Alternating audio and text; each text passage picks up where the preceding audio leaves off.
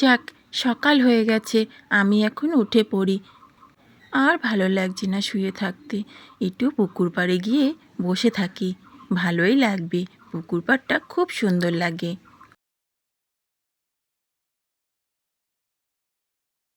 কি সুন্দর পুকুর পাড়, খালি মনে হয় এখানেই বসে থাকি, আর কোনো কাজ করতে ইচ্ছা করে না। আর মনে হয় যেন পুকুরে নেমে চান করে নিই সকাল সকাল।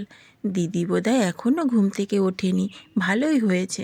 ঘুম থেকে উঠে যদি পুকুর পাড়ে বসে থাকতে থাকে তাহলে আবার বকাবকি করবে, তার থেকে দেরি করে উঠলেই ভালো আমার।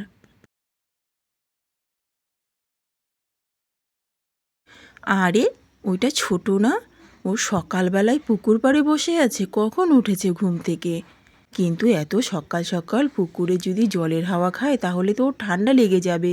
কি যে পাগল মেয়ে একটা, সারাক্ষণ এই পুকুর পাড়ে বসে থাকে, একটাও কথা শোনে না। যাক, আমি তাড়াতাড়ি করে উঠোনটা ঝাড় দিয়ে নিই। তারপর বড় বউ উঠোন ঝাড় দেয় আর ছোট বউ পুকুর পাড়ে বসে জলের হাওয়া খায় আর পুকুরের দিকে তাকিয়ে থাকে। বড় বউয়ের উঠোন ঝাড় দেওয়া হয়ে যায়, তারপর ঘরটা ঝাড় দিচ্ছিল এমন সময় তার দেওর আসে তার বউকে খুঁজতে। সে বিছানায় না দেখতে পেয়ে বৌদির কাছে জিজ্ঞাসা করতে আসে। আরে বৌদি, তুমি রূপাকে দেখেছো? আমি তো বিছানায় দেখতে পেলাম না, আমি কাজে বেরোবো এখন। বাড়ির উঠোনেও দেখতে পেলাম না, কোথায় গেল তাহলে? আরে তুমি কোনো চিন্তা করো না, তোমার বউ পুকুর পাড়ে বসে পুকুরের হাওয়া খাচ্ছে। আচ্ছা বেশ, আমি এখন কাজে বেরোচ্ছি, তুমি রূপাকে বলে দিও। তারপর সমস্ত কাজ সেরে বড় জা বারান্দায় বসে বসে রূপাকে বলতে লাগলো। হ্যাঁ রে ছোট, তোর কি ঠান্ডা লাগবে না? তুই যে এত পুকুরের হাওয়া খাচ্ছিস, সকাল থেকে তুই ওখানে বসে রয়েছিস। একবার উঠে আয়, সমস্ত কাজ সেরে ফেললাম, তুই সেখানেই বসে রয়েছিস। উঠে আয়, ঠান্ডা লেগে যাবে। না দিদি, আমার ঠান্ডা লাগবে না। কি সুন্দর, তুমিও আসো এখানে, দুজনে মিলে গল্প করি, খুব ভালো লাগবে। আসো না দিদি, তুমি এখানে আসো, আমার সঙ্গে গল্প করবে। আসলেই দেখতে পারবে কি সুন্দর হাওয়া দেয়। না রে, আমারও তো হাওয়া খেয়ে কাজ নেই, আমার অনেক কাজ পড়ে রয়েছে। তুই উঠে আয় ওখান থেকে। এ কি, তুই জলে নেমে পড়লি? তোর তো মনে একটুও ভয় নেই? ওঠ বলছি, উঠে আয়, ঠান্ডা লেগে যাবে। না দিদি, আমার ঠান্ডা লাগবে না, আমার তো খুব আরাম লাগছে। সকাল সকাল যা গরম দিয়েছিল, বরং এখন আমার খুব আরাম লাগছে, মনে হয় শরীরটা জুড়িয়ে গেল। সত্যি ছোট, তুই একটা ছেলে মানুষ, তোকে নিয়ে আর পারি না। তুই কেন সকাল সকাল জলে নেমে পড়লি? আর তোর বরটা যে সকাল সকাল কাজে গেল তোকে দেখতে না পেয়ে, সেটা কি ঠিক হলো বল তো একবার? অত শত আমি জানি না, আমার পুকুর পাড়ে বসে থাকতে খুব ভালো লাগে, আমি তো তাই তো বসেছিলাম। যখন জ্বরে পড়ে থাকবি বিছানায় তখন বুঝতে পারবি যে সকাল সকাল পুকুরে ডুবে থাকা কত মজা, বুঝলি তো? তারপর বড় যা পুকুর পাড়ে গিয়ে ছোট যাকে খুবই বকাবকি করতে থাকে, কিন্তু রূপা কিছুতেই পুকুর থেকে উঠবে না। আরে দিদি, তুমি এত রাগ করছো কেন? তুমিও আসো না, আমার সাথে স্নান করবে। এসে দেখো জলটা কি সুন্দর ঠান্ডা, সকালবেলা যা গরম দিয়েছিল না, আমার শরীরটা পুরো জড়িয়ে গেল, খুব মজা লাগছে। আসো না তুমি।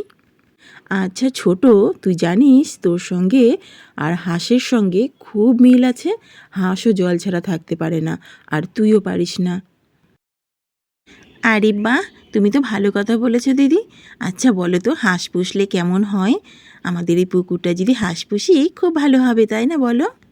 দাদাকে বলো না আমাকে হাঁস কিনে দিতে, আমি হাঁস পুষবো এই পুকুরে। বলো না বলো না, বলবে তো দাদাকে হাঁস কিনে দিতে? আরে, তুই তো ভারী নাছোড়বান্দা মেয়ে। এক বিপদ থেকে বাঁচার জন্য আমাকে আর এক বিপদে পড়তে হবে বুঝি এখন? এখন তুই হাঁসের জন্য বায়না করবি? আমি জানি না, আমাকে হাঁস কিনে দিতেই হবে, আমি এই পুকুরে হাঁস পুষবো। এই জলের মধ্যে হাঁসগুলো ছেড়ে দেবো আর আমিও বসে থাকবো। তারপর বড় জা রান্নাবান্না করে দুজনকে খেতে দিয়েছে, তার দেওরকে আর তার স্বামীকে। ছোট বউয়ের কোনো পাত্তা নেই, ছোট বউয়ের জন্য ভাত বেড়ে বসে রয়েছে তার বড় জা। আরে ঠাকুরপো, তুমি যে এলে ভাত খেতে, ছোট কোথায়? ছোটকে তো দেখতে পাচ্ছি না, ও ভাত খাবে না বুঝি? ভাত বেড়ে রেখেছি ওর জন্য। না, ঠাকুরপোর কাছ থেকে কোনো উত্তরই পাওয়া যাবে না। যাই, আমি গিয়ে দেখে আসি ছোটোর কী খবর, নিশ্চয়ই ঘরে রয়েছে। রূপা তার ঘরে বসে বসে একা একাই বলতে লাগলো, আমাকে হাঁস কিনে না দিলে আমি আজ ভাতই খাবো না। আসুক দিদি আমায় ডাকতে, আমি যাবই না। ওই তো দিদি চলে এসেছে। কী রে ছোট, তুই এখানে বসে আছিস, ভাত খাবি না? আমি তোর জন্য ভাত বেড়ে রেখেছি, চল ভাত খাবি। তুই না খেলে আমিও তো খেতে পারছি না, বল। না দিদি, আজ আমি ভাত খাবো না। আমাকে হাঁস কিনে না দিলে আমাকে হাঁস কিনে দিতেই হবে। তুই কি পাগল রে? তোকে তো আমি হাঁসের তুলনা দিয়েও ভুল করেছি। কি বিপদ হলো এখন? ঠিক আছে, তো দাদাকে আমি বলবো, চল এখন খেয়ে নিবি। তারপর রূপার ভাসুর বাজারে চলে আসলো হাঁস কেনার জন্য। ছোটো বউ আবদার, হাঁস কিনতে হবে, নয়তো সে ভাত খাবে না। ছোটো বউকে আবার বাড়ির সবাই খুবই ভালোবাসে।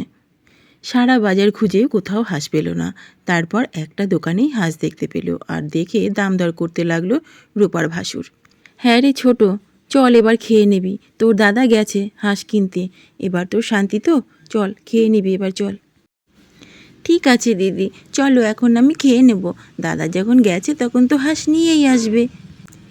এদিকে দাম দর করে হাঁস মাথায় করে নিয়ে বাড়ি থেকে রওনা দিল রূপার ভাসুর। হাঁস নিয়ে বাড়ি চলে এসেছে, আর ঝুড়িটা রূপার সামনে রেখে দিয়েছে। রূপার দেখে ভীষণ আনন্দ হচ্ছে হাঁস দেখে, সে কতক্ষণে জলে ঝাড়বে হাঁসগুলো। কি এবার খুশি তো? তোর বায়না মতন সব কিছু হয়েছে কিন্তু। আর আমাকে কিন্তু এই হাঁসের কোনো কাজ করতে বলবি না, আমি কোনো কাজ করতে পারবো না, সংসারে কাজ করেই আমি কুল পাই না, বুঝেছো?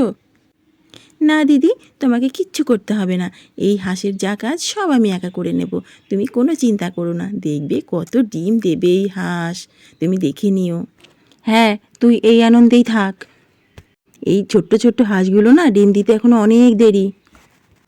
তারপর রূপা হাঁসগুলো সব পুকুরে ছেড়ে দিয়েছে, আর নিজেও অর্ধেকটা জলের মধ্যে ডুবিয়ে বসে রয়েছে।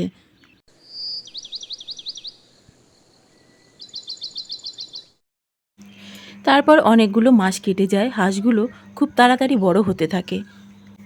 দেখো দিদি, কত সুন্দর হাঁসগুলো, দেখেছো কীরকম বড় হয়ে গেছে কদিনের মধ্যেই। দেখো, কদিনের মধ্যেই মনে হয় ডিম দেওয়া শুরু করবে, তুমি দেখে নিও। আচ্ছা ছোট, তুই একটা কথা বলতো, এই হাঁসগুলো যখন ডিম দেবে তখন তুই সেই ডিমগুলো দিয়ে কি করবি? কি আবার করব, সবাই মিলে মজা করে খাবো আমরা। সব হাঁসগুলো যখন ডিম দেবে তুই তখন সেই ডিমগুলো খেয়ে ছাড়াতে পারবি। এতগুলো হাঁস ডিম দিলে তো অনেক ডিম হবে। পরের দিন সকালবেলা রূপা গেল হাঁসগুলো ছাড়তে, আর ছাড়তে গিয়েই রূপা তো একদম অবাক হয়ে গেছে, তার হাঁসগুলো অনেক ডিম দিয়েছে। আরে, আমার হাঁসগুলো তো অনেক ডিম দিয়েছে, তাড়াতাড়ি দিদিকে ডেকে আনি। তারপর রূপা দিদি দিদি করে চেঁচাতে লাগলো, আর সেটা শুনে রূপার যা বলতে লাগলো, ওই ছোট শুরু হয়েছে দিদি দিদি করা, কি এমন দেখে আর দিদি দিদি করে ডাকতে থাকে। গেল তো হাঁসের ঘরে হাঁসগুলো ছাড়তে, কি এমন দেখেছে কে জানে, আবার দিদি দিদি করে চেঁচাচ্ছে। না, একবার গিয়ে দেখি কি হলো। এতক্ষণে রূপা হাঁসগুলো বার করে দিয়ে ঝুড়িতে সব ডিমগুলো তুলে রেখেছে, আর তখনই তার যা গিয়ে বলতে লাগলো, কি হয়েছে ছোট, তুই চেঁচাচ্ছিস কেন? তুই তো হাঁসগুলো ছাড়তে এসেছিস, কি হয়েছে তোর আবার? আরে দিদি, তুমি একবার ওইদিকে তাকিয়ে দেখো, তুমিও অবাক হয়ে যাবে। আরে হ্যাঁ, তাই তো, তোর হাঁস এতগুলো ডিম দিয়েছে, এ তো অবাকেরই কাণ্ড রে। একেবারে ভর্তি ভর্তি 3 ঝুড়ি, কি করবি এখন এই ডিমগুলো দিয়ে ছোট? দিদি, চলো না দাদাকে গিয়ে বলি এই ডিমগুলো বিক্রি করে দিয়ে আসতে বাজারে, তাহলে আমাদের অনেক টাকা হবে। ঠিক আছে, তো দাদাকে আমি বলবো বাজারে গিয়ে বিক্রি করে দিয়ে আসতে। চল তাহলে তো দাদাকে বলি। তুমি যাও, গিয়ে দাদাকে বলো যে বাজারে নিয়ে গিয়ে ডিমগুলো বিক্রি করে আসতে। তারপর রূপার ভাসুর ডিমগুলো একটা ট্রলিতে করে বাজারে নিয়ে যায়। রূপার ভাসুর ডিমগুলো বিক্রি করে অনেক টাকা উপার্জন করেছে, আর সেই টাকা রূপার হাতে তুলে দিতে যায়। আর তখন রূপা বলে, দাদা, আমি একটা কথা বলি, এই টাকাগুলো উল্টোপাল্টা খরচ না করে এই টাকাগুলো দিয়ে একটা দোকান করুন, সেই দোকানে আমাদের হাঁসের ডিম বিক্রি হবে, তাহলে কেমন হয় বলুন তো? আরে বাহ ছোট, তুই তো দারুণ কথা বলেছিস রে। তোকে আমি কতই না ছেলে মানুষই বলেছি, কিন্তু তোর মাথায় যে এত বুদ্ধি তা তো আমি আগে বুঝতে পারিনি। ছোট বউয়ের কথায় সবাই খুব খুশি হয়ে যায় আর তাড়াতাড়ি দোকান খুলে ফেলে। আর সেই দোকানে তার ভাসুর ডিম বিক্রি করতে থাকে। তাহলে বন্ধুরা, আজকের এই গল্পটি তোমাদের কেমন লাগলো? যদি ভালো লেগে থাকে তাহলে অতি অবশ্যই আমাদের এই চ্যানেলটি সাবস্ক্রাইব করে আমাদের পাশে থেকো। টাটা।